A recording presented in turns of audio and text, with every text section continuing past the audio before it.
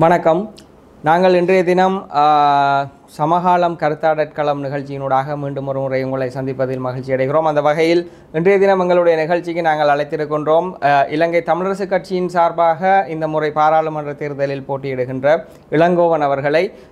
அவருடைய வரலாறு சற்று நீண்டது நெடியது. நாங்கள் அது பற்றிய விடயங்களை நாங்கள் அவருடன் பேசுவதற்காக இன்றைய தினம் அழைத்திருக்கிறோம். அதே நேரம் ஒரு அறிமுக வேட்பாளராகவும் அவர் இருக்கின்றார். அந்த வகையில் எங்களுடைய அழைப்பை ஏற்றவர் கலையகத்துக்கு வந்ததற்கு நாங்கள் முதலில் நன்றி கூறிக்கொண்டு வணக்கம். வணக்கம். முதலாவதாக உங்களுடைய தந்தையார், அவருடைய தந்தையார் ஒரு நீண்ட அரசியல் பாரம்பரியம்.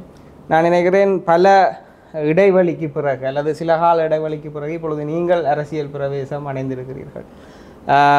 நாங்கள் கட்சி சார்ந்த விடயங்களை பிறகு பேசலாம். முதலில் உங்களுடைய பின்புலம், நீங்களுடைய கற்கை, நீங்கள் எங்கே எவ்வளவு காலம் இருந்தீர்கள், என்னென்ன செய்தீர்கள், திடீரென்று ஏன் அரசியல் பிரவேசத்திற்கு ஒரு தீர்மானம் எடுக்க வேண்டிய நிலைமைக்கு வந்திருக்கிறது என்பது பற்றி கூறுங்கள். நல்ல கேள்வியல். தொடக்கத்தில் நான் நினைக்கிறேன் நெல்லம் சொல்கிறது என்னென்னா, இந்த வாரிசு அரசியல் என்று ஒன்று கதைக்கப்படுது. அப்போ இந்த வாரிசு அரசியலாக போயிடக்கூடாதுன்றதுக்கு தான் நான் உண்மையாக நேரடியாக இந்த தேர்தல் அரசியலுக்கு முன்வர இல்லாமல் இருந்தேன் இவ்வளோ காலம். 2016ஆம் ஆண்டிலிருந்து நான் இந்த அரசியல் யாப்பு தொடர்பான விடயங்களில் தமிழரசு கட்சி சார்ந்த சில விடயங்களில் ஈடுபட்டிருந்தேன். மற்ற அந்த கருத்தறி குழுவிலையும் தமிழரசு கட்சின்னு நியமிக்கப்பட்டு அதில் இப்போதைய எங்களுடைய பிரதம மந்திரி அவர்களுடன் அந்த அறிக்கையை தயாரிக்கிற சந்தர்ப்பமும் கிடைச்சது எனக்கு. ஆனால் அது இப்போ தான் நீங்கள் சொல்கிற மாதிரி ஒரு நேரடி தேர்தல் அரசியலுக்கு வர நேரிட்டது. என்னை பொறுத்த மட்டும் நான் 83 கலவரம் வரைக்கும் இங்கே இலங்கையில் இருந்து அதுக்கு பிறகு இந்தியாவில் தான் நான் கல்வி கற்றேன். நான் அதுக்கு பிறகு இந்தியாவில் இருக்கிற அகதிகளோட அங்கே இருக்கிற ஒஃபர் அண்ட் ஈழெதிரியர் மறுவாழ்வு கழகத்தோட ஒரு 7 வருட காலம் வேலை செய்திருந்தேன். அப்போ அங்கே கூடுதலாக அங்கே இருந்த கல்வி மற்றது இந்த மனிதவள வேலை திட்டத்தில் நான் பங்கு பெற்றிருந்தேன். நான் அதே நேரத்தில் உங்களுடைய துறை எந்த துறை சார்ந்து உங்களுடைய கல்வி அமைந்திருக்கு? நான் சட்டம் படித்தேன். அதுக்கு பிறகு பொது நிர்வாகம். அங்கே இந்தியாவில் கொஞ்ச காலம் சட்டத்துறையில் வக்கீலாக இருந்தேன். இங்கே வந்த பிறகு நான் தொடர்ச்சியாக இந்த நிவாரண புனரமைப்பு வேலை திட்டங்களில் இந்த நிறுவனங்களில் வேறு நிறுவனங்களில் வேலை செய்ததால் நான் அந்த துறையை தொடர இல்லை இங்கே. அதே நேரத்தில் உங்களோட பொது நிர்வாகம் சம்பந்தமான விடயங்களை பார்க்கின்ற இப்பொழுது இலங்கையில் 2 விடயம் இருக்கிறது. ஒன்று சட்டம் சார்ந்த விடயத்திலும் தமிழர்கள் பக்கத்தில் ஆட்கள் தேவை என்று சொல்வார்கள். அதே போல் நிர்வாகத்துடன் வாய்ந்தவர்களும் தேவை என்பார்கள். ஆகவே உங்களுடைய 2 துறைகளும் இப்பொழுது காலத்திற்கு எவ்வளவு தூரம் அவசியம் என்று உங்களோட உள்மனது சொல்லுது? சட்டம் சார்ந்து என்னுடைய கற்கை காரணமாக இந்தியாவிலேயும் பிறகு இலங்கையிலேயும் தொடர்ச்சியாக நான் மனித உரிமைகள் சார்ந்த நடவடிக்கையில் நான் ஈடுபட்டிருக்கிறேன். யுத்த காலத்தில் அது கூடுதலாக ஒரு திரைக்கு பின்னாலே இருந்து ஈடுபட்ட ஒரு செயல்பாடு. அப்படியும் சில வேளைகளில் அதுக்கு முன்னுக்கு வர வேண்டி சில சிக்கல்கள் வந்தது. அதுக்கு பிறகு ஆனால் இந்த பொது நிர்வாகம் என்ற ரீதியில் எங்களுடைய மக்கள் அகதிகளாக இந்தியாவிலேயும் பிறகு இலங்கையிலேயும் உள்நாட்டிலேயே இடம்பெயர்ந்திருந்த இடத்துல எனக்கு அந்த அவர்களுடன் வேலை செய்த நிவாரண புனரமைப்பு வேலை திட்டங்களில் வேலை அதை முகாமை செய்கிற சந்தர்ப்பம் எனக்கு கிடைத்தது. அப்போ நான் இந்தியாவிலேயும் கல்வி மற்றது மனித திறன் வளர்ச்சி வேலை திட்டங்களில் முகாமை செய்தேன். பிறகு இலங்கையில் அம்பாறையில் தொடக்கம் யாழ்ப்பாணம் வரைக்குமான மாவட்டங்களில் எனக்கு வேலை செய்கிறதுக்கான சந்தர்ப்பம் கிடைத்திருக்கு. இப்படி உங்களோட வாழ்க்கை, அதாவது பொது நிறுவனங்கள் அல்லது அரசு சார்பற்ற நிறுவனங்களுடன் நாங்கள் பார்த்துருக்கிறோம். நிறைய இடங்களில் நீங்கள் இருந்த விடயங்கள், செயற்பட்ட விடயங்கள், கொள்கை வகுப்புகளில் ஈடுபட்ட விஷயங்கள். ஆனால் திடீரென்று அரசியல் என்கின்ற விடயத்திற்குள் நிற்கிறீர்கள். இந்த முறை நான் நினைக்கிறேன் நீங்களாகவே விண்ணப்பத்தை செலுத்தி நியமன குழுவிடம் இதை கோரியிருந்தீர்கள், என் வாய்ப்பை தருமாறு. திடீரென்று இந்த முறை பாராளுமன்ற தேர்தல் இன்றைக்கு போர் முடிந்து 15 ஆண்டுகள், இந்த இடைவெளிக்கு பிறகு ஏன் அரசியலுக்குள் வர வேண்டும் என்ற சிந்தனை உங்களுக்குள் வந்தது? 2019ஆம் ஆண்டு சம்பந்தரையா என்னை இந்த கூடுதலான அரசியல் செயல்பாடுகளில் ஈடுபட சொல்லி கேட்டிருந்தார். அப்போ அந்த நேரம் தொடக்கம் நான் அந்த அரசியல் தமிழரசு கட்சியோட என்னுடைய கொஞ்சம் நேரடியான தொடர்பாடல் இருந்திருக்குது. அதில் முக்கியமாக என்னுடைய விருப்பமாக இருந்தது, இப்போவும் விருப்பமாக இருக்கிறது இந்த மாகாண சபையில் ஒரு மாகாண சபையில் அது அந்த சபைகளை இயக்கி ஒரு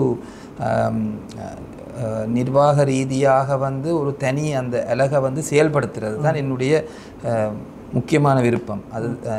அதே நேரம் அரசியல் சூழல் காரணமாக இந்த தேர்தல் முடிவிற்கு பிறகு எனக்கு மறுபடியும் ஒரு முக்கியமான சந்தேகம் வந்தது மாகாண சபைகள் இப்போது நடைமுறைக்கு வருமா என்று சொல்லி. அப்போ அந்த பின்னணியில் நான் யோசித்தேன், கட்சியுடைய தலைமைக்கு என்னுடைய விண்ணப்பத்தை கொடுத்து ஒரு முயற்சி ஒன்று எடுப்போம், நானும் தயாராக இருக்கிறேன் அப்படி என்று சொல்லி தெரிவிக்கிறதுக்கு. முக்கியமாக நான் நினைக்கிறேன், நான் சொல்லலாம், என்னுடைய கருத்து இது, வடக்கிலையும் கிழக்கிலையும் இருக்கிற தமிழ் அரசியல் ஒரு முக்கியமான கட்டத்தில் இருக்குது. அப்போ அந்த கட்டத்தில் நானும் அதில் ஒரு பங்கு வகிக்கலாம், அதை ஒரு மாற்றத்தை கொண்டு வர்றதுக்கு ஒரு வகைவாகத்தை கொடுக்கலாம் என்று நம்புகிறேன். என்ற கேள்வி அதே நேரத்தில் இப்போ பார்த்தீங்கன்னா உங்களுடைய பேரனர் எஸ்ஜேவி செல்வநாயகம் ஆரம்பித்த கட்சி, அவருடைய காலத்தில் இது சமஷ்டி கட்சி என்று தான் அழைக்கப்பட்டது. கிட்டத்தட்ட அவர் மலையக தமிழர்கள் அதே போல் முஸ்லீம் தலைவர்களுடன் இணைந்து இதை ஆரம்பித்திருந்தார். அது ஒரு நீண்ட வரலாறு. அதுக்கு பிறகு உங்களுடைய தந்தையாரும் செயற்பட்டிருந்தார். ஆனால் இப்பொழுது அவரால் ஆரம்பிக்கப்பட்ட கட்சி இன்றைக்கு எந்த நிலையில் இருக்கிறது என்பது சம்பந்தமாக பல்வேறு விதமான விமர்சனங்கள் இருக்கிறது. குறிப்பாக இந்த பாராளுமன்ற தேர்தல் காலத்தில் உங்களுக்கு தெரியும், ஒரு அதிருப்தி அணி வெளியில் சென்றிருக்கிறார்கள், முக்கியமானவர்கள் வெளியேறி இருக்கிறார்கள், சிலர் ஒதுங்கி கொண்டிருக்கிறார்கள். இப்படி ஒரு சூழலில் கட்சி ஒரு தனி நபருக்குள் அடங்கி இருக்கிறது என்ற விமர்சனங்கள் இருக்கிறது. மறுபக்கத்தில் கட்சி மீது வழக்கு தொடுக்கப்பட்டிருக்கிறது. இந்த ஒரு சூழலில் 3வது பரம்பரையாக நீங்கள் கட்சிக்குள் வந்திருக்கிறீர்கள். இதை எப்படி பார்க்கிறீர்கள், கட்சியினுடைய நிலையை? முதல் சொன்ன மாதிரி நான் அந்த வாரிசு அரசியலாக இருக்கக்கூடாதுன்னு யோசித்து தான் கனகாலம் வரவில்லை. அதே நேரத்தில் அப்போ தமிழ் மக்கள் வடக்கு கிழக்கில் வாழ்கிற தமிழ் மக்களினுடைய பிரதானமான அரசியல் கட்சியாகவே தற்போது வரைக்கும் தமிழரசு கட்சி நீடிக்குது. சவால்கள் கணக்க அதில் ஒரு சவாலுடைய நான் நினைக்கிறேன் ஒரு முக்கியமான சவாலுக்கான பின்னணியில் இருக்கிறது என்னென்னா, இது ஒரு ஜனநாயக முறையில் செயல்படுற ஒரு கட்சி 8 மாவட்டங்கள்லேயும் செயல்படுறது. அப்போ இது நான் பல பேர் சொல்லுவார்கள் நான் யுத்தத்தை எப்படி எல்லாத்துக்கும் காரணம் சொல்கிறேன்னு. ஆனால் 30 வருட யுத்தம் ஒரு சமூகத்தின் மேலே அரசியல் ரீதியாக சமூக ரீதியான வடுக்களை ஏற்படுத்தும். இப்போ அந்த காலத்தில் தலைமை மாற்றம் முறை மாற்றம் எல்லாத்துக்குள்ளாலேயும் தமிழ் சமூகம், முக்கியமாக இலங்கை தமிழ் சமூகம் என்று நாங்கள் சொல்கிற வடக்கு கிழக்கு சமூகம் அந்த அரசியலுக்கு அப்பாலே இருந்து ஒரு ஆயுத போராட்ட காலத்தில் வாழ்ந்திருக்குது. அப்போ அதனுடைய தாக்கம் கட்சியிலையும் இருக்குது, சமூகத்திலையும் இருக்குது. இப்போ நாங்கள் இந்த 15 வருடம் யுத்தம் முடிந்து மறுபடியும் நாங்கள் இந்த ஜனநாயக இடத்தை நாங்கள் எப்படி பயன்படுத்துகிறோம்ன்றதில் சவால்கள் இருக்கும். ஆனால் அதே நேரம் சவால்கள் இருக்கிற அதே நேரம் நாங்கள் பார்த்தோம்னு சொன்னால் கட்சிக்கு வெளியிலேயும் உள்ளுக்கும் இந்த ஜனநாயகத்தினுடைய ஒரு புரட்சி மாதிரி தான் பலர் தங்களுடைய கருத்துகள் தங்களுடைய எப்படி சொல்கிறது அவர்களுடைய விமர்சனங்கள், அதே நேரம் வேறு வேறு தங்களுடைய வேறு வேறு முறைகளில் விதங்களில் அவங்களும் வந்து அந்த அரசியலை வந்து செய்யலாம்ன்ற ஒரு மலர்ச்சி ஒன்று இருக்குது. அப்போ இது ஒரு தாக்கத்தை செலுத்துது உண்மையாக. மற்றது இந்த நாங்கள் கட்டாயம் வந்து சில சீர்திருத்தங்கள் செய்ய வேண்டி இருக்குது. அதே நேரம் இந்த வழக்கையும் வந்து தீர்த்து வைக்க வேண்டிய ஒரு நிர்பந்தத்தில் இருக்கிறோம். அது கூடிய விரைவில் செய்வோம் என்று நம்புகிறோம். அதே நேரம் வந்து இந்த மிக முக்கியமான கேள்வி வருது, ஏன் கட்சியை விட்டு வெளியில் போகிறார்கள் என்று சொல்லி. இது ஒரு சவால் மிக்க ஒரு விடயம். ஆனால் இந்த எல்லோரும் ஒரு கட்சியில் தேர்தல் கேட்கவும் முடியாது. அப்போ அதில் சில அதிருப்திகள் இருக்குது. அதனால் தற்போதைய சூழலில் பலர் அதிலேருந்து வெளியேறி இருக்கிறாங்க. அது கவலையான விடயம்தான். வருங்காலத்தில் அதில் சில மாற்றங்களை கொண்டு வரலாம் என்று நாங்கள் நம்புகிறோம். தேர்தல் காலத்தில் இது ஒரு என்ன சொல்கிறது, எப்போவுமே ஒரு சூடான காலம். உணர்வுகளும் வந்து வெளியாகுது. நான் நம்புகிறேன் அது முடிந்த பிறகு நாங்கள் அப்படி ஒரு செயல்பாட்டில் இறங்கி சில மாற்றங்களை செய்யலாம் என்று. என்னுடைய நோக்கமும் அதுதான். நான் இந்த கட்சியில் கூடுதலான ஒரு செயல்பாட்டுக்காக வந்ததும் இதில் சில மாற்றங்களை கொண்டு வரலாம் என்று. உங்களுடைய எதிர்பார்ப்பு, இந்த கட்சியை சொல்லுவார்கள் மீளமைத்து அதை ஒரு வளமையான இலக்கு நோக்கிய செயல்நெறிக்குள் கொண்டு வரலாம் என்ற நம்பிக்கை உங்களுக்கு இருக்குதா? கட்டாயம் இருக்குது. அது நான் தனியாக செய்ய முடியாது. ஏனைய முக்கிய தலைவர்கள் மற்றது இந்த கட்சியில் மிகுந்த பற்றுக்கொண்ட பல தொண்டர்கள் இருக்கிறார்கள். நாங்கள் பார்க்குறது எப்போவுமே வந்து ஏதோ ஒரு விதத்தில் வந்து தேர்தல் அரசியலில் வெளிவாரங்களில் இருக்கிற மேடைகளில், ஆனால் இந்த கட்சியை சுமந்து வந்த தொண்டர்கள் இருக்கிறாங்க. இப்போ எனக்கு சொல்லுவாங்க, அந்த சில வழியில் சொல்லுவாங்க, நீங்கள் நேற்று வந்து நீங்கள் தம்பி, நாங்கள் இந்த கட்சியோட வந்து 53ஆம் ஆண்டிலிருந்து நான் கொடி பிடிச்சி நிற்கிறேன். நான் எந்த பதவிக்கும் வர இல்லை நான், ஆனால் அந்த கட்சியில் நம்பிக்கை வச்சிருக்கிறேன். அப்போ அவர்களுடைய நல்லெண்ணம் அந்த கட்சியோட இருக்குது. அவர்களோட எல்லாரோடையும் இணைஞ்சு நாங்கள் ஒரு திருப்பத்தை கொண்டு வரலாம் என்று நான் நம்புகிறேன். இல்லை, உண்மை. இப்பொழுது பலர் நாங்கள் சமூக மட்டத்தில் அல்லது வேறு வேறு குழுக்களுடன் பேசுகின்ற பொழுது தமிழரசு கட்சிக்குத்தான் தற்போதைய நிலையில் வடகிழக்கு முகம் ஒன்று இருக்கிறது, அதனை பலவீனப்படுத்தக்கூடாது என்ற அபிப்பிராயம் அடைகின்ற புத்திஜீவிகள் எல்லாம் இருக்கிறார்கள். பல உரையாடல்களில் அதை சொல்லுவார்கள். உட்கட்சி விடயங்களை நீங்கள் ஊடகங்களில் அதிகமாக பிரசுரிக்காதீர்கள் என்றெல்லாம் வினயமாக கேட்டுக்கொள்வார்கள். அதில் உண்மை. ஆனால் கட்சியினுடைய போக்கு உங்களுக்கு தெரியும்.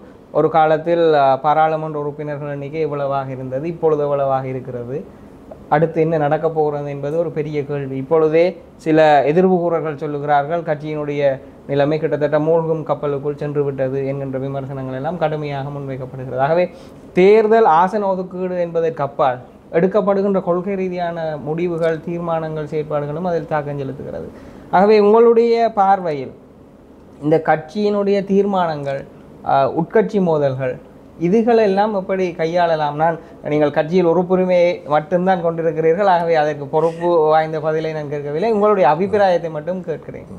இன்னொன்று சொல்லுவாங்க, இந்த விழுந்தாலும் மீசையில் மண்ணொட்டாத மாதிரி பதில் சொல்கிறேன்னு சொல்லி. அப்போ இதில் என்னென்றால் இன்னொரு விதமாக பார்த்தா இந்த முறை அரசியலில் பார்க்கக்குள்ள வந்து சமூகம் வந்து இந்த தேர்தலில் யாரை தெரிவு செய்கிறாங்க, ஏன் தெரிவு செய்கிறாங்க, எந்த அடிப்படையை தெரிவு செய்கிறாங்கன்ட்டு கடுமையான ஒரு என்ன சொல்கிற ஒரு ஆய்வு நிலை ஒன்று இருக்குது. அப்போ அந்த ஆய்வு நிலை நடக்கக்குள்ள வந்து எல்லாரும் ஏற்றுக்கொள்ள மாட்டாங்க. ஒரு காலத்தில் ஏன் இவர்களை தெரிவு செய்தார்கள் என்று ஒருத்தரும் கேட்கறது இல்லை. கட்சி ஒரு முடிவெடுக்கும், அவர்கள் தேர்தலுக்கு வருவார்கள்.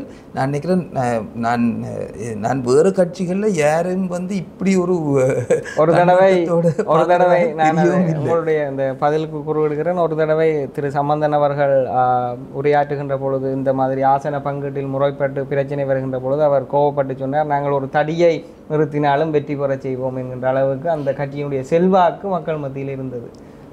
நான் அந்த கருத்தை மட்டும் உங்களோட இப்போ அப்படி இல்லை, அப்படி இருக்கவும் கூடாது. மக்கள் நாங்கள் எதிர்பார்க்கிறது ஒரு கற்ற ஒரு மிக விழிப்பான ஒரு சமூகத்தை தான் எதிர்பார்க்குறோம். அரசியல் ஞானம் இருக்குது பொதுச்சனத்திட்ட. இப்போ அவர்கள் கட்டாயம் வந்து ஒரு விமர்சனை கண்ணோட்டத்தோடு தான் பார்க்குறார்கள். அப்போ கட்டாயம் எங்களுடைய முடிவுகள் வந்து விமர்சிக்கப்படும். அப்போ எங்களுக்கும் அதனால் ஒரு சந்தர்ப்பம் இருக்குது. நாங்கள் எதிர்வரும் காலங்களில் வந்து எப்படி இது ஒரு முறையாக செய்து விமர்சனங்களை குறைக்கலாம். மற்ற அதே நேரம் ஆர்வம் வந்திருக்குது, இவ்வளோ ஆர்வம் வந்திருக்கு. புதிதாக ஆட்களை தெரிவு செய்து கொண்டு வர வேணும், அவர்கள் கட்சியில் இருந்து வர வேணும், அப்படி அவர்களுக்கு பொது வாழ்க்கையில் வந்து அவங்களுக்கு ஒரு காலம் அவங்க இருந்திருக்க வேணும் அப்படின்னு நிறைய விமர்சனங்களும் கருத்துகளும் வருது. அது நான் நினைக்கிறேன் தமிழ் இந்த வடக்கு கிழக்கு தமிழ் அரசியல் என்று நாங்கள் சொல்கிறதுல மிகவும் சிறப்பான அம்சம்னு நினைக்கிறேன். பாதிப்புகள் வந்து தமிழரசு கட்சிக்கு இருக்குது, ஆனால் அதுலேருந்து நாங்கள் மீளலாம்னு நம்புகிறேன். இப்பொழுது நீங்கள் வருகின்ற பொழுதுதான் கட்சியினுடைய தலைவர் பதவியில் இருந்து விலகி இருக்கிறார். தெரிவு செய்யப்பட்ட தலைவர் வழக்கில் சிக்கியிருக்கிறார். கட்சி தலைமை என்று இருக்கிறது. இதை எப்படி நாங்கள் தேர்தல் அரங்கில் கடந்து செல்கின்ற பொழுது இது மிகவும் ஒரு பெரிய தாக்கத்தை செலுத்துவதற்கு இருக்கிறது. நீங்கள் பதவி விலகிய பிறகு திரு மாவை சேனாதிராஜா அவர்களுடன் பேசினீர்களா? சந்திச்சிருக்கிறேன், 2 முறை சந்திச்சிருக்கிறேன். அவரும் சில மனவருத்தங்களோடு தான் இருக்கிறார், அதை நான் உண்மையாக சொல்ல வேணும். ஆனால் அதே நேரம் அவர் கட்சியை பொறுத்த மட்டில் வந்து கட்சியை ஆதரிக்கிறார், கட்சியை வந்து முன்னுக்கு கொண்டு போக வேண்டும் என்ற முழுமையான உணர்வோடு இருக்கிறார். மற்ற கட்சியினுடைய வேட்பாளர்களை வந்து முழுமையாக அவர் ஆதரிக்கிறார் என்பதுதான் என்னுடைய விளக்கம். அவர் நேற்று இரவும் அவரை சந்தித்து வந்தேன். ஸோ அதில் எந்த மாற்றமும் இல்லைன்னு நினைக்கிறேன். பதவிகள் மாறும், ஆனால் அவரும் அதை நான் சொன்ன மாதிரி அவர் கட்சிக்காகவும் எங்களோட மக்களுக்காகவும் என்ன சிறை சென்றிருக்கிறார், என்ன நிறைய சவால்களையும் சந்திச்சிருக்கிறார். அப்போ அதனால் இது அவருடைய கட்சி, நான் கூட சொல்லல. அது என்னென்னால் அவர் அந்த கட்சியில் சின்ன பையனாக இருந்திருக்கிறார். அப்போ அவர்கிட்ட இருக்கிற ஓனர்ஷிப்பில் வந்து சில மனவருத்தங்கள் வரும், கோபங்கள் வரும், அதை தாண்டி போவோம் அப்படின்னு நம்புகிறேன். ஆனால் இப்பொழுது கட்சிக்குள் பார்த்தீங்கன்னா நாங்கள் வேட்புமனுவில் எல்லோருடைய புகைப்படத்தையும் ஒன்றாக பார்த்த பொழுது ஒரு மகிழ்வான விடயமாக சில பேர் ஆதரவாளர்கள் கருதி இருக்கலாம். ஆனால் உண்மையில் எங்களுக்கு தெரியும் அவர்களுக்கு இடையில் எவ்வளவு இடைவெளிகள் இருக்கின்றது என்று. குறிப்பாக நாங்கள் கடந்த 17ஆவது தேசிய மாநாட்டுக்கு முன்னதாக அந்த தலைவர் தெரிவு இடம்பெற்றவுடன் சில ராஜதந்திர மட்டங்களுடான சந்திப்பின் போது திரு ஸ்ரீதரன் அவர்களுடன் உங்களை புகைப்படங்களில் காண கிடைத்தது. சில இடங்களில் நீங்களும் பங்கு பெற்றிருக்கிறீர்கள். திரு சுமந்திரன் அவர்கள் இப்பொழுது கட்சிக்குள் அவரும் ஒரு செல்வாக்கு செலுத்தக்கூடியவராக இருக்கிறார். ஆகவே இங்கே 2 துருவங்களுக்கு இடையிலான மோதல் இந்த முறை தேர்தல் களத்தில் இருக்கும் என்று சொல்லப்படுகிறது. நீங்கள் எந்த அணியில் இருக்கிறீர்கள்? நான் எந்த அணியிலும் இல்லை, கட்சியினுடைய உறுப்பினர். நான் நினைக்கிறேன் என்னுடைய கருத்து ரீதியாக தெரிவு செய்யப்பட்டது ஸ்ரீதரன் ஐயா தெரிவு செய்யப்பட்டிருக்கிறார். அவர் தான் கட்சியினுடைய பிரசிடென்ட் இலெக்ட், அதில் எந்த மாற்றமும் இல்லை. நான் நம்புகிறேன் இந்த வழக்கு தொடர்பான ஒரு தீர்வு வரக்குள்ளே வந்து அவர் முறையாக அந்த இடத்தை பொறுப்பை அவர் ஏற்றுக்கொள்வார் என்று. பவர்ஃபுல்லான பர்சனாலிட்டிஸ்ன்னு சொல்லுவோம் இல்லையா, அதாவது செல்வாக்கு செலுத்தக்கூடிய தலைவர்கள் ஒரு கட்சியில் பல பேர் இருக்க வேணும். அப்போ அப்படி இருக்கக்குள்ள கருத்து மோதல்கள் மற்றது சில நிலைப்பாட்டு மோதல்கள் வரும். தற்போது சூழலில் வந்து நான் நினைக்கிறேன் நான் அறியவே சில கருத்து வேறுபாடுகளும் மோதல்களும் இருக்குது. நான் நம்புகிறேன் நாங்கள் இதில் ஒரு முன்னேற்றத்தை காணலாம். கட்டாயம் இப்போ நாங்கள் எல்லோரும் ஒரு குடைக்குள்ளே வந்து இந்த தேர்தலை சந்திக்க போக்குள்ள இணைந்து வேலை செய்ய வேண்டிய ஒரு நிர்பந்தமும் சந்தர்ப்பமும் வரும். அது ஊடாக சில கலந்துரையாடல்கள் மூலமாக நாங்கள் அந்த உறவுகளை மறுபடியும் சரிப்படுத்தலாம்னு நம்புகிறேன். அதே நேரத்தில் இப்போ பார்த்தீங்கன்னு சொன்னால் தமிழரசு கட்சியிலிருந்து வெளியேறுகிற அணி ஒன்று ஜனநாயக தமிழரசு கூட்டணி என்கின்ற பெயரில் அது சுயேட்சை குழுவாக களமிறங்கி இருக்கிறார்கள். திரு KV சவராஜா, அதே போல் சரவணபவன், மேலும் பலர்.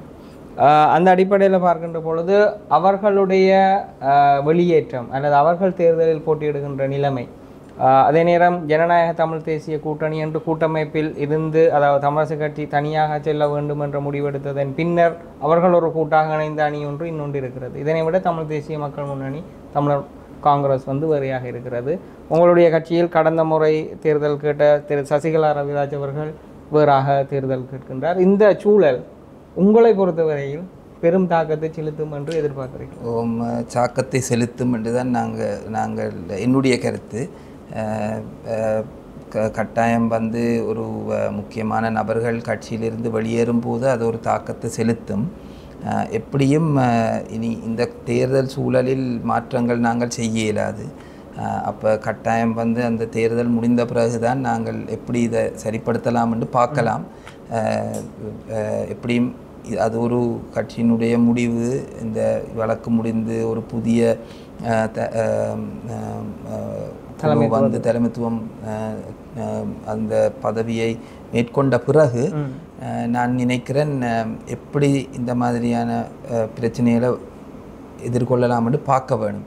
இந்த ஒரு பக்கம் இந்த ஒற்றுமையை ஏற்படுத்த வேணும் என்ற ஒரு நிலைப்பாடு இருக்குது. ஆனால் இதில் இருக்கிற இது என்னுடைய சொந்தமான கருத்து என்னென்றால், தேவைக்காக ஒரு நிர்பந்திக்கப்பட்ட ஒரு கூட்டொன்று உருவாக்கப்படும் போது அது சில காலம் இருக்கும். ஆனால் எங்களுக்கு தேவையான கூட்டு வந்து நாங்கள் கதைத்து பேசி சில நிலைப்பாடுகளில் ஒரு ஒருமித்த கருத்தை உருவாக்கி அது ஊடாக நாங்கள் ஒரு கூட்டணிகளை சேர்க்க வேண்டி இருக்கும். அப்போ அதுக்கு கொஞ்சம் காலம் எடுக்கும். உங்களுக்கு அந்த தமிழ் மக்கள் பொதுச்சபை எடுத்த நடவடிக்கையும் உங்களுக்கு தெரியும். அப்போ அதுலேயும் ஒரு குறுகிய காலத்தில் எடுத்ததால் சில வெற்றிகள் காணப்பட்டது. ஆனால் பிறகு பார்க்கக்குள்ள சில பிளவுகள் பிரச்சனைகள் வருது. இப்போ இது நடக்கும். நான் நினைக்கிறேன் அரசியலில் நாங்கள் அந்த இந்தியா கூட்டணியை ஒரு ஐடியாவில் வைக்கலாம், வச்சு நாங்கள் முயற்சி செய்யலாம். கட்டாயம் வேறு நிலப்பாடுகள் இருந்தாலும் ஒரு தமிழ் தேசிய கொள்கையில் வந்து உடன்பாடாக இருக்கிற, அதுவும் என்னுடைய சொந்த விருப்பம், அந்த தேசிய கொள்கை வந்து தமிழ் பேசுகிற அனைத்து மக்களையும் வந்து ஒரு முற்போக்கு சிந்தனையோட வந்து உள்ளடக்கினதாக வந்து வர வேணும் என்று சொல்லி. என்னோட தென்பகுதியில் மாற்றம் வந்துட்டு சில அந்த மாற்றங்களுக்கு ஏற்ற மாதிரி நாங்களும் வந்து எங்களையும் வந்து தக்க இப்போ இருக்கிற சூழலுக்கும் சவால்களுக்கும் ஏற்ற முறையில் எங்களோட அரசியல் கொள்கையிலையும் வந்து சில மாற்றங்களை கொண்டு வர வேண்டிய தேவை இருக்கலாம்னு நினைக்கிறேன். அது நிச்சயமாக. ஏனென்றால் பல விடயங்கள் நீங்கள் சொன்னது போல் அந்த சிவில் அமைப்புகளுக்கும் அரசியல் சக்திகளுக்கும் யார் யாரை கையாள்வது அல்லது யார் யாருக்கு கட்டளை இடுவது என்கின்ற விவகாரம் நாங்கள் அதை பற்றி பிற ஒரு தருணத்தில் பேசலாம். 2 விடயங்கள் நான் உங்களிடத்தில் கேட்க வேண்டிய முக்கியமான விடயங்கள். ஒன்று வந்து நீங்கள் சொன்னது மாகாண சபையை வலுப்படுத்துவது அல்லது இந்த தேர்தலுக்கு பிறகு மாகாண சபை, இந்த பாராளுமன்ற தேர்தலுக்கு பிறகு அடுத்த ஆட்சிக்குள் மாகாண சபைக்கான இடைவெளி என்பது சம்பந்தமான சந்தேகம் ஒன்று உங்கள் உண்மனதில் இருந்திருக்கிறது என்று. அது பலருக்கு எழுந்திருக்கிறதுக்கு காரணம் அடுத்ததாக உள்ளூராட்சி மன்ற தேர்தல் நடைபெறுகிறது. அதன் பிறகு நாங்கள் பார்த்தோம் ஜனாதிபதி அனுரகுமார திசாநாயக்க புதிய அரசியலமைப்பு பற்றி உரையாடுகிறார். ஆகவே இதை ரெண்டும் தொடர்புபடுத்துகின்ற பொழுது சில வேளைகளில் மாகாண சபைகளை கைவிடுவதற்கான அதி உச்சமான வாய்ப்புகள் இருக்கிறது. ஆகவே உங்களுடைய சந்தேகம் சரி. ஆனால் உங்களுடைய கட்சி மாகாண சபை முறைமையை ஏற்றுக்கொள்வதாக இல்லை ஒரு இனப்பிரச்சனைக்கு தீர்வாக.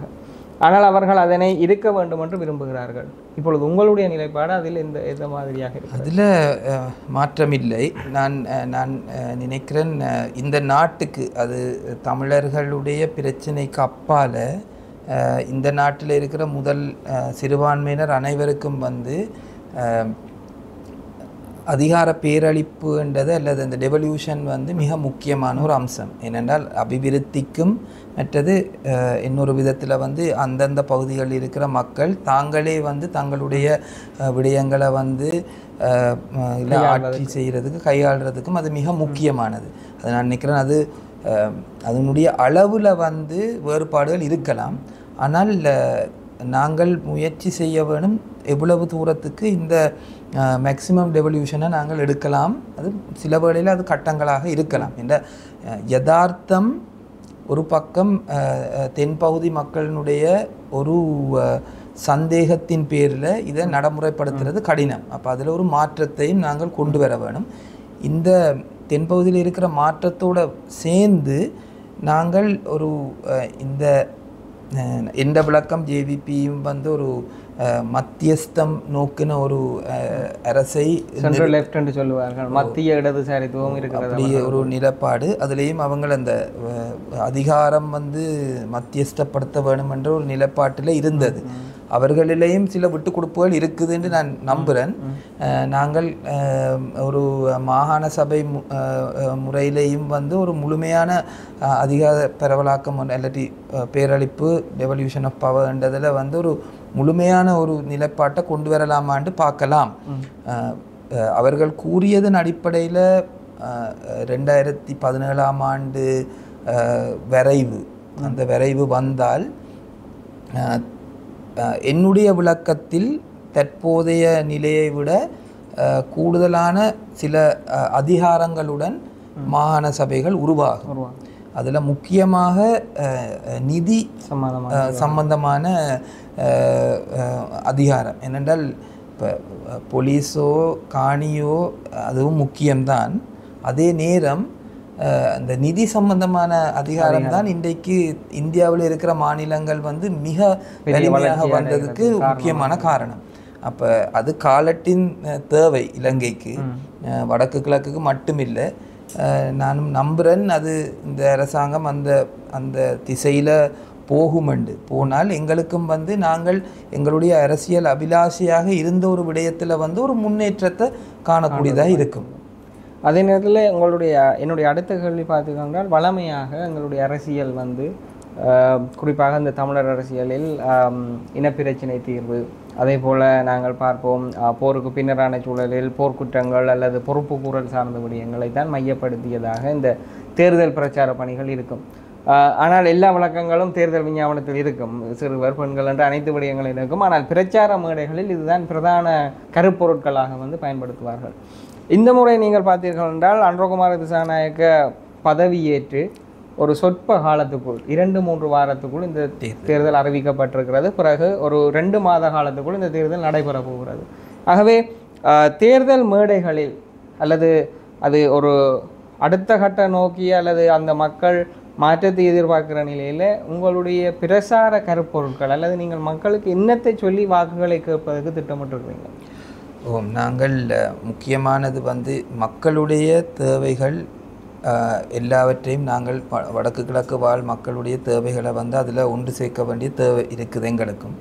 அதில் இந்த அரசியல் தீர்வு தொடர்பானது வந்து மிக முக்கியமான ஒரு தீர்வாகவே இருக்குது. அது ஒரு அபிலாஷை, அதற்கு தொடர்ச்சியாக நாங்கள் முன்வைப்போம். விஞ்ஞாபனம் தயார்படுத்தப்பட்டு கொண்டிருக்கிறது. அப்போ அதில் வந்து விளக்கம் பெறும். அதே நேரம் பொறுப்பு கூறல் என்றது எங்களுடைய மக்கள் சம்பந்தம் மத்தியில் வந்து ஒரு முக்கியமான விடயமாக இருக்குது. அதையும் வந்து நாங்கள் முன்னெடுக்க வேணும். சர்வதேச மட்டங்களில் இருக்கிற நிலப்பாடுகள் உண்டாக இருக்கக்குள்ள உள்நாட்டு இந்த அரசாங்கத்தை, புதிதாக வர்ற அரசாங்கத்தையும் வந்து எந்த விதத்தில் இந்த பொறுப்பு கூறல் தொடர்பாக முன்னெடுக்கலாம் என்று பார்க்க வேண்டிய தேவை இருக்கும். வெளிநாடுகள்லேயும் கட்டாயம் வந்து அதுக்கான கூடுதலான ஒரு அதாவது மேற்கத்தியத்தை தாண்டின ஒரு ஆதரவு வலையத்தை நாங்கள் உருவாக்க வேணும். அதே நேரம் தற்போதைய மக்களின் தேவைகளையும் அந்த என்னுடைய கருத்து பிரகாரம் என்றால் இதை பொறுத்த மட்டில் சில வேறுபட்ட கருத்துகள் இருக்குது. அதனால் இது கட்சியினுடைய கருத்தில் என்னுடைய கருத்து அரசியல் உரிமைகளும் உரிமைகள் தான். சமூக பொருளாதார உரிமைகளும் வந்து மிக முக்கியமான உரிமைகள். இப்போ நாங்கள் கலாச்சார உரிமைகளையும் பற்றி கதைக்கிறோம். ஆனால் அதெல்லாம் அந்த அப்போ இளைஞர்களை பொறுத்த மட்டில் வடக்கு கிழக்கில் வந்து ஒரு அவர்களுடைய தொழிலை முனையக்கூடிய ஒரு அரசியல் பொருளாதார சூழலை நாங்கள் உருவாக்க வேணும். அப்போ அந்த சூழல் உருவாக்குவது வந்து அவர்களுடைய அரசியல் பிரதிநிதிகளாகிய அனைவருடைய கடமை. அதுவும் அப்போ அதே நேரம் அதுக்கேற்ற முறையில் இப்போ எங்களுடைய கல்வி திட்டம் வந்து அதுக்கு முகம் கொடுக்க வேணுமென்றது நாடெங்கும் ஒரு விடயம். இன்னொரு பக்கமாக பார்க்கக்குள்ள இந்த பொருளாதார சிக்கல்கள் வந்து கல்வி வசதிகளில் இல்லாட்டி கல்வி வாய்ப்புகளில் வந்து பெரிய ஏற்றத்தாழ்வுகளை உருவாக்கி இருக்குது. அப்போ நாங்கள் பார்க்கலாம் ஊர்களில் இருக்கிற பாடசாலைகளில் ஆசிரியர்கள் குறைபாடு இருக்குது, மற்றது வளங்கள் குறைபாடு இருக்குது.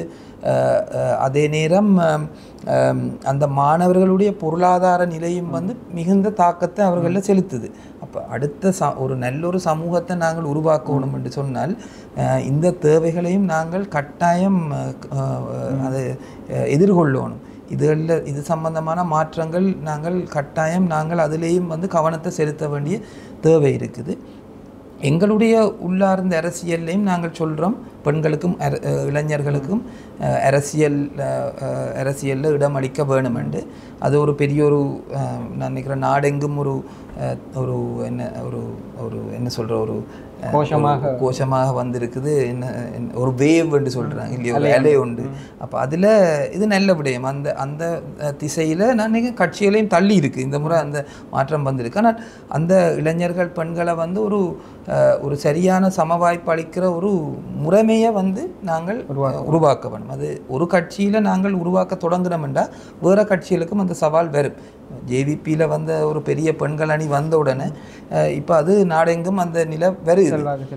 தமிழரசு கட்சி ஒரு காலத்தில் ஒரு பெரிய பெண்கள் அணியோடு இருந்தது. அதை நாங்கள் மீள வலிமைப்படுத்த வேணும். பெரிய இளைஞர் அணி ஒன்று இருந்தது, அதை மீள நாங்கள் அவங்களுக்கு ஒரு சந்தர்ப்பம் கிடைக்கிற ஒரு முறைமையை உருவாக்க வேண்டிய தேவையும் இருக்குது. அதே நேரம் நீங்கள் முதல் கதைச்ச மாதிரி இந்த இப்போ எங்களுடைய பிரதானமான தொழில்கள் வந்து இந்த கடல் தொழிலும் மற்றது விவசாயம் கால்நடை அப்படி இருக்குது. அது எங்களுடைய உணவு உற்பத்திக்கு முக்கியமானது.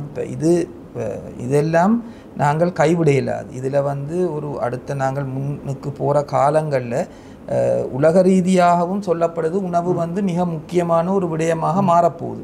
உணவு விலை உலகம் எங்கும் ஏறுது. அப்போ நாங்கள் இதில் ஒரு நவீன முறையில் மாற்றத்தை கொண்டு வர வேணும், எங்களுடைய உற்பத்தி கூட்ட வேணும். இப்படியான பல விடயங்கள் நான் நினைக்கிறேன் நாங்கள் கருத்தில் கொள்ள வேண்டிய தேவை இருக்குது. யுத்தத்தினால் பாதிக்கப்பட்ட பல பேர் அந்த ஆங்கிலத்தில் சொல்லுவாங்க ஃபாலன் த்ரூ த கிராக்ஸ்ன்னு, அப்படி கிண பேர் இருக்கிறாங்க. பொருளாதார நிலப்பாடு மோசமாகக்குள்ளேயும் அந்த பாதிப்புகள் கூட அப்படியான கணக்க குடும்பங்கள் இருக்குது. அந்த குடும்பங்களுக்கும் வந்து ஒரு சரியான ஒரு அவங்களுடைய வாழ்க்கையை வந்து தொடர்ந்து கொண்டு போகிற ஒரு நிலப்பாடை உருவாக்க வேணும் யுத்த ரீதியாக. அப்போ அந்த மாதிரி பல ஒடுக்கப்பட்ட சமூகங்கள் இருக்குது. இந்த விடயங்களையும் நாங்கள் அவதானிக்க வேணும். நான் நம்புகிறேன் இதில் சில விடயங்களாவது பிரதான விடயங்கள் வந்து எங்களுடைய தேர்தல் விஞ்ஞாபனத்திலையும் நாங்கள் சேர்த்து கொள்ளக்கூடியதாக இருக்கும். அது சம்பந்தமாக ஒரு கலந்துரையாடலையும் ஏற்படுத்தலாம். உங்களுடைய தனிப்பட்ட பிரசார செயற்பாடுகளில் நீங்கள் என்ன விடயங்களை, இந்த விடயங்களுக்கு அப்பால் மேலதிகமாக என்ன விடயங்களை இலக்கு வைத்திருக்கோம்? முக்கியமாக வந்து இதைத்தான் நான் முன் வைத்திருக்கிறேன். கட்சியினுடைய தேர்தல் விஞ்ஞாபனம் பெறக்குள்ள நாங்களும் அதற்கு ஏற்ற மாதிரி செயல்பட வேண்டிய தேவை இருக்குது. அப்போ அதற்கேற்ப நாங்கள் செயல்படுவேன். நானும் அப்படி செயல்படுவேன்.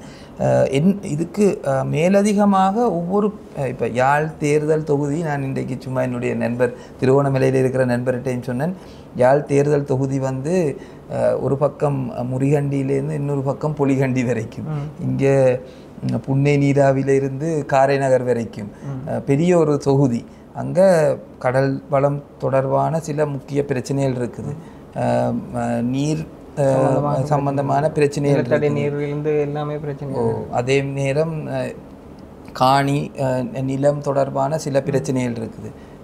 இராணுவமயப்படுத்தல் தொடர்பான பிரச்சனை இருக்குது. முக்கியமாக உயர் பாதுகாப்பு வலயம் இருக்குது.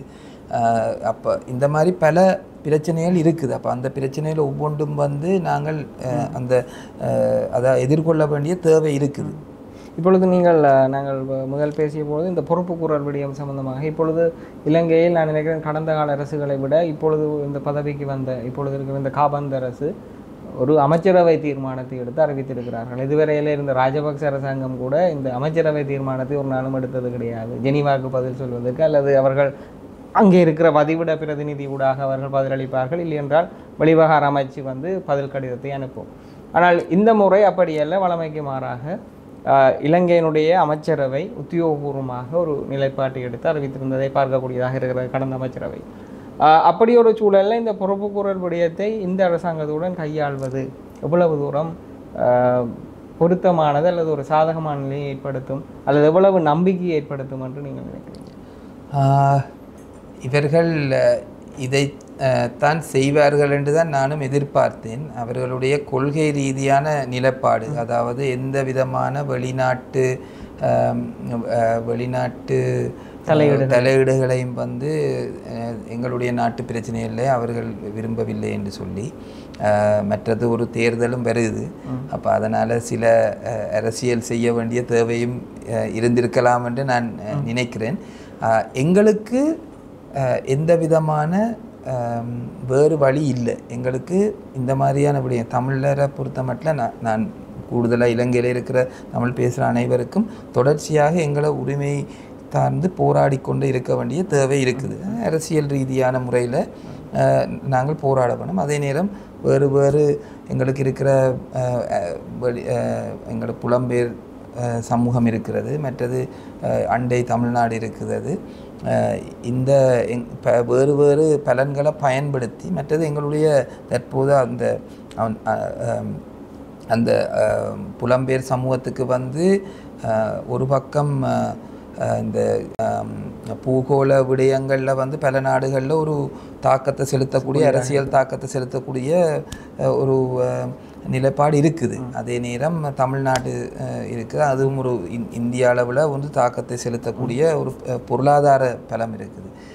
அப்படி இருக்கக்குள்ள இதை நாங்கள் எதிர்கொள்கிறதுக்கு பல வழிகள் இருக்குது. ஒரு கொஞ்சம் ஒரு விஸ்தரமான கண்ணோட்டத்தோடு இதை நாங்கள் புதிதாக அணுக வேண்டும் என்றது என்னுடைய கருத்து. ஏனென்றால் இந்த பூகோள அரசியலின் அடிப்படையில் தான் விஷயங்கள் முன்னுக்கு சர்வதேச நாடுகள் வந்து இலங்கை அரசாங்கத்தை வந்து கையாளும். என்னுடைய நண்பர் ஒருவர் எனக்கு சொன்னார், தற்போது பல நாடுகளினுடைய பிரதிநிதிகள் அல்லது அங்கிருக்கிற மனித உரிமைகள் சார்ந்தவர்கள் தொடர்பு கொண்டு இலங்கை சீனா பக்கம் போகுமா என்று பயத்தில் இருக்கிறார்கள். அப்போ அந்த நிலையில் இருப்பார்கள் என்று சொன்னால் எந்த விதமான சர்வதேச ஒரு தாக்கங்களை வந்து அழுத்தங்களை கொடுப்பார்களான்ற ஒரு கேள்வி இருக்குது. ஆனால் நாங்கள் உள்நாட்டில் பல அழுத்தங்களை கொண்டு வர வேணும், அழுத்தங்களையும் கொண்டு வர வேண்டும். அப்போ கொஞ்சம் இது சம்பந்தமாக ஒரு தமிழ் கட்சிகள், மற்றது சிவில் அமைப்புகள், பாதிக்கப்பட்ட அமைப்புகள் இணைந்து ஒரு புதிய ஒரு பொறிமுறையை வந்து நாங்கள் வந்து உருவாக்கி அதோட பயணிக்க வேண்டும் என்று நம்புகிறேன் நான். இறுதியாக என்னுடைய ஒரு சிறிய கேள்வி, நீங்கள் அரசியலுக்கு வருவதற்கு தீர்மானிக்கப்பட்ட போது உங்களுடைய தந்தையார் என்ன அறிவுரை உங்களுக்கு சொன்னார்? அவர் நான் இந்த கதையை வந்து நான் கனகாலமாக சொல்லி கொண்டிருக்கிறதால வர்றன் என்று அப்போ இப்போ உண்மையாக நீங்கள் வாரீங்களான்றதை அவரும் அப்படித்தான், என்னுடைய நண்பர்களும் அப்படித்தான். கன பேர் சொன்னாங்க நீங்களும் இந்த ரஜினிகாந்த் மாதிரி வாரன்னு வராமல் போவீங்க போல இருக்குண்டு. அவரும் ஆதரவாக தான் இருந்தார். தொடக்கத்தில் நான் சொன்ன மாதிரி அவரும் இந்த வாரிசு அரசியல் இருக்கக்கூடாதுன்றதுக்கு தான் அவரும் நேரடி அரசியலுக்கு வர இல்லை. அதே நேரம் நான் இப்போ வாரதன் நோக்கமும் வந்து தெளிவாக நான் ஒரு மாற்றத்தை கொண்டு வரலாம் என்ற நம்பிக்கையோட. நீண்ட இடைவெளி ஆகிவிட்டது தான் இப்பொழுது. உங்களுடைய பேரனார் இருந்த உழவு காலம், தந்தையார் இருந்த உழவு காலம், ஆகவே இனி அந்த விமர்சனம் இருக்காது என்று நான் நினைக்கிறேன். அரசியல் நான் அப்படி சொல்ல விரும்புகிறேன். ஆனால் எங்களுடைய எதிர்பார்ப்பு குறிப்பாக இந்த தமிழர் தரப்புக்குள் இருக்கின்ற சில மாற்றத்தை நோக்கியவர்களுடைய சிந்தனை வந்து அது வித்தியாசமாக சென்று விடக்கூடாது என்பதுதான் பொதுவான விடயம். ஏனென்றால் தென்னிலங்கையில் மாறி இருக்கின்ற மாற்றம் என்பது வேறு விதமாக இருக்கிறது. ஆகவே வடகிழக்கில் அந்த மாற்றம் வந்து நிகழ்ந்தால் அது பிறகு அடிப்படையில் தமிழர்களுடைய தேசிய கோட்பாட்டையும் வந்து உடைத்துவிடும் என்பது ஒரு பொதுவான கருத்தாக இருக்கிறது. ஆகவே அந்த அடிப்படையில் தான் சில விடயங்களில் வந்து பொதுவாக ஊடகமன்றாக இருக்கலாம், சிவில் அமைப்புகளாக இருக்கலாம், அந்த விடயங்களில் கூடுதலான கரிசனையை செலுத்துறதுக்கு காரணம் அதுதான். ஆகவே தான் நான் அந்த கேள்வியை கொடுத்து எங்களுடைய அடையாளத்தை வந்து நாங்கள் பேண வேணும். அதுக்கு அந்த அடிப்படையில் எங்களோட அரசியல் அபிலாஷையை நாங்கள் பேண வேணும். அதுதான் இந்த கட்சியினுடைய முக்கியத்துவமும் அதில் இருந்து தான் வருது. அதைத்தான் நாங்கள் முன்னுக்கு கொண்டு போக வேணும் என்று நானும் முயற்சிப்பேன். நல்லது. நாங்கள் இன்றைய தினம் குறிப்பாக தமிழரசு கட்சியினுடைய யாழ் மாவட்ட தேர்தல் தொகுதியினுடைய வேட்பாளராக களமிறங்கி இருக்கின்ற திரு இளங்கோவன் அவர்களுடன் உரையாடி இருந்தோம். அவருடன் பல்வேறு விடயங்கள் பேசியிருந்தோம். குறிப்பாக தமிழரசு கட்சியினுடைய சவால் நிலைமைகள் சம்பந்தமான ஒரு சூழலில் அவருடைய தேர்தல் பிரவேசம் இடம்பெற்றிருக்கிறது. ஆகவே அவருடைய கனவும் நனவாக வேண்டும் என்ற கருத்தோடு நாங்கள் இந்த நிகழ்ச்சியை இப்பொழுது முடிவுக்கு கொண்டு வருகின்றோம். வணக்கம். வணக்கம்.